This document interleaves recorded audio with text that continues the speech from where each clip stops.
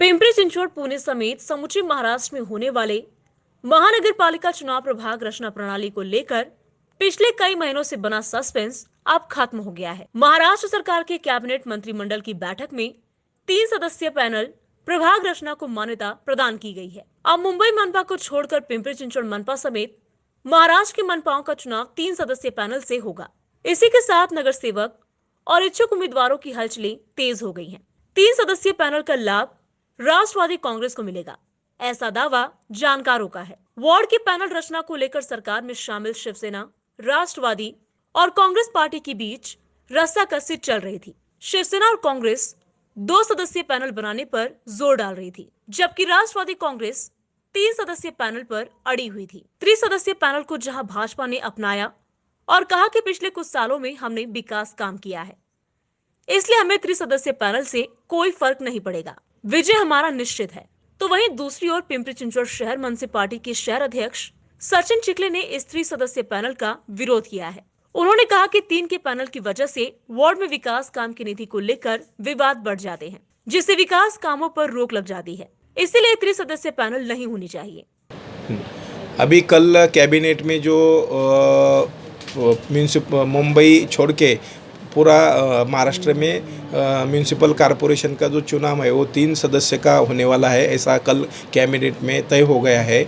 और उसी के तरह से हम 4.5 पौने 5 सालों में पिंपरी चिंचवड शहर में भारतीय जनता पार्टी का सत्ता है। पिंपरी चिंचवड भारतीय जनता पार्टी के द्वारा इस 4.5 पौने 5 साल में इतना लोगों के लिए बहुत सारा काम हमने किया है, सभी स्तरों पे काम किया है, सभी योजनाएं लोगों के तरफ किया है, अलग अलग घटकों के लिए भी योजनाएं बनाई। और इसी वजह से भारतीय जनता पार्टी को ये 3 का अगर प्रभाग होते हैं तो उसका फ़ायदा भारतीय जनता पार्टी को मिलने वाला है।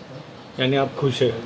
बिल्कुल खुश है, क्योंकि पहली बात तो ये है हमारे लिए वो प्रभाग 3 का है या 2 का है या 4 का है वो बात नहीं। भारतीय जनता पार्टी लोग और भी चाहते हैं। आप देख रहे हैं सब देश में जहाँ जहाँ भी चुनाव हो रहे वहाँ पे भारतीय जनता पार्टी को लोग कौल दे रहे हैं। और पिंपरी चिंचवड में तो ये 5 साल के तुलनात्मक हम गए जो राष्ट्रवादी की सत्ता रही उससे तो 5 साल में बहुत सारा काम हमने किया है और सब इलाकों में किया है, पूरा सिटी में किया है। ऐसा बहुत प्रोजेक्ट हम इस 5 साल में पूरा करके लोगों में एक नाम भारतीय जनता पार्टी का आज भी है।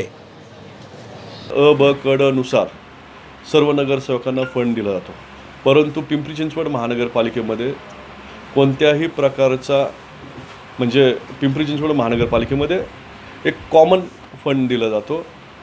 आयुक्तांना मागणी केली जाते, त्याच्यानंतर कॉमन फंड येतो आणि तो विकास कामांना वापरला जातो।